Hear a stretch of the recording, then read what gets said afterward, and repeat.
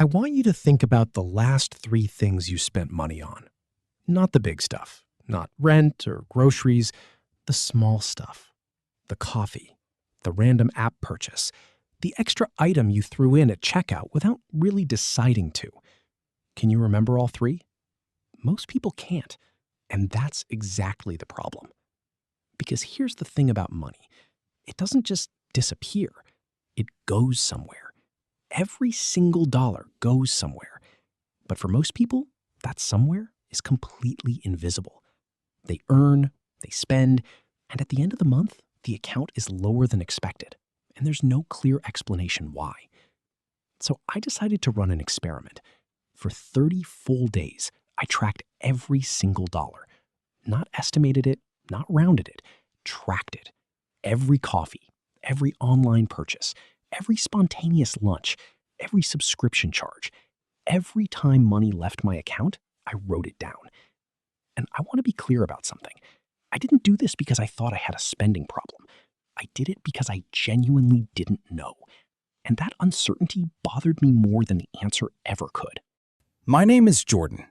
If you've ever wondered where your money actually goes, not where you think it goes, but where it actually goes, hit the subscribe button and give this video a thumbs up if this helps you out. All right, let me walk you through exactly what happened. Before I started, I made a prediction. I thought my biggest spending category would be food. Groceries plus the occasional restaurant. That felt like the obvious answer. I also thought I had a reasonable handle on my subscriptions. Maybe 4 or 5, nothing crazy. And I assumed my total monthly spending was somewhere around $2,400. Every single one of those assumptions was wrong. Day 1 was straightforward. I tracked 3 transactions. Coffee in the morning, lunch, a grocery run in the evening. Simple. Logged them immediately after each one. Took maybe 40 seconds total. I thought, okay, this is going to be easy. This is almost too easy. Day 3 was when it started getting interesting. Because on day 3, I caught something I would have completely missed without tracking. A $14.99 charge from a streaming service I hadn't actively used in over 4 months. Not Netflix, not Spotify, something else. Something I signed up for during a free trial and then completely forgot existed. $14. Gone. Every single month. For a service I genuinely had no memory of using. That one discovery paid for the entire mental effort of the experiment.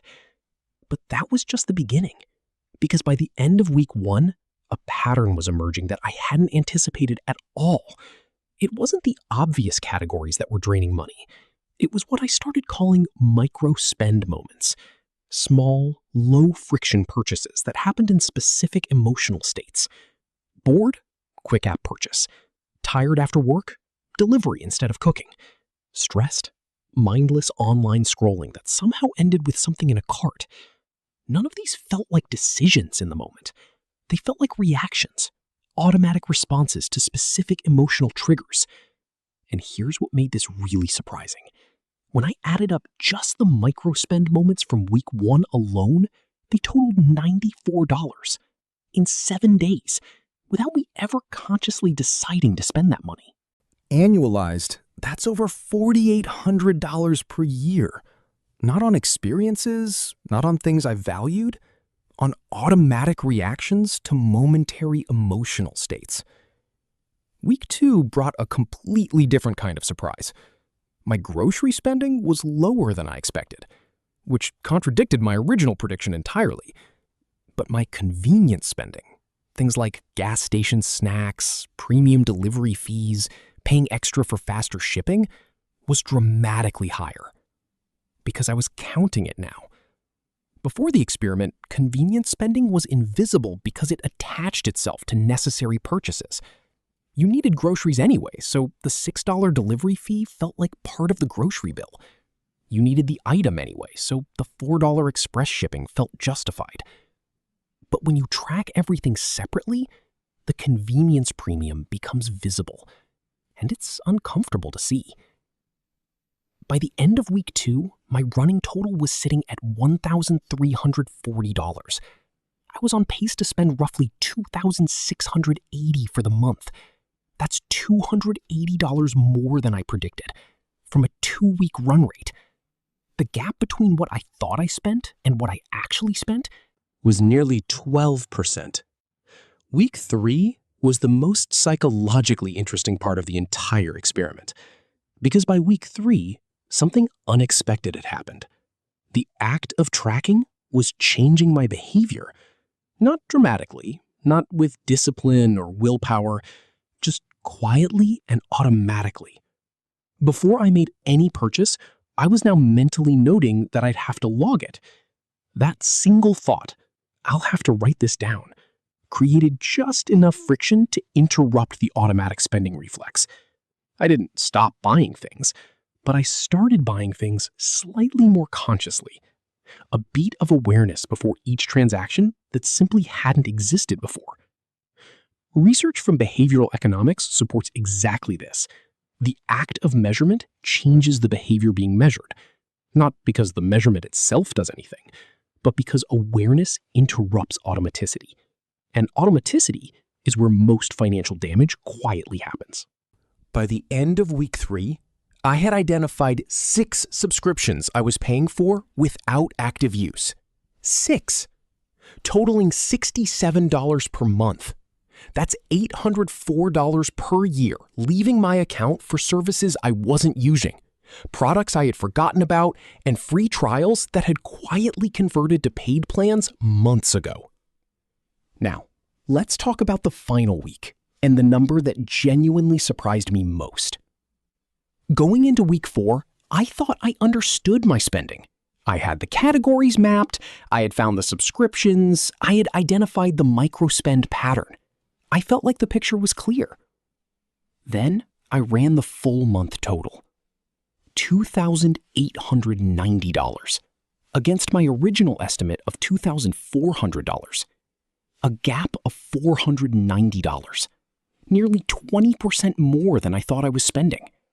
And this is a critical number, because I'm not someone who considers myself financially careless. I think about money, I make reasonable decisions, and I was still off by nearly 20% on my own spending estimate, which tells me something important. Budgeting based on estimates is almost always optimistic.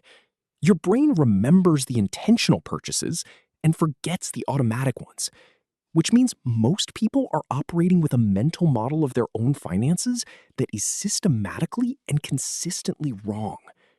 So here's what 30 days of tracking actually taught me. And I want to be specific, because vague lessons are useless. First, subscription creep is real and it is silent. If you haven't audited your recurring charges in the last 90 days, there is almost certainly money leaving your account for something you've forgotten about. Second, emotional spending is the hardest category to see without tracking, because it doesn't feel like spending.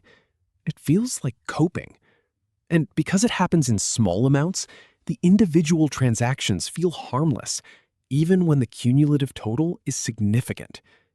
Third, the gap between estimated spending and actual spending is almost always larger than you think, and almost always in the same direction. You spend more than you believe you do, not because you're irresponsible, because automatic purchases don't register as spending in your memory the same way deliberate purchases do. And fourth, and this surprised me most, tracking alone reduced my spending without me trying, just from the friction of awareness. No budget, no rules, no restrictions, just measurement.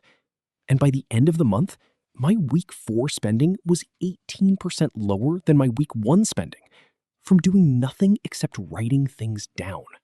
Here's what I'd suggest if you want to try this yourself. You don't need a complicated app. A simple notes file on your phone works. Every time money leaves your account, log the amount and one word describing what it was for. That's it. Do that for 30 days. And don't try to change your behavior first. Just track first, because you can't fix a problem you can't see. And here's the honest truth. Most people think they have a willpower problem when it comes to money. They think they need more discipline, more restriction, more rules. But what they actually have is a visibility problem. They're trying to manage something they can't fully see. And the moment you make your spending visible, all of it, not just the intentional parts, something shifts. Not overnight, but consistently. And that shift doesn't require discipline. It just requires a notes app and 30 days of paying attention. If this helped, hit subscribe. And I want to know, when was the last time you actually knew, to the dollar, what you spent in a month? Drop it in the comments, because the answer might surprise you.